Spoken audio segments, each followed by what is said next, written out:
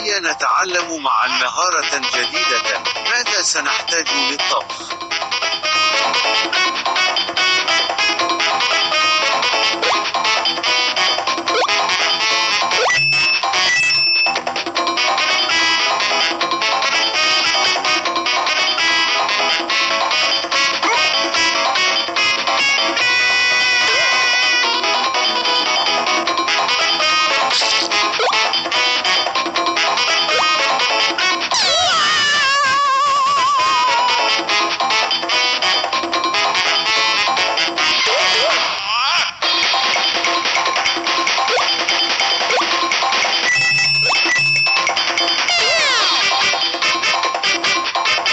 تستطيع أن تجيب على هذا السؤال؟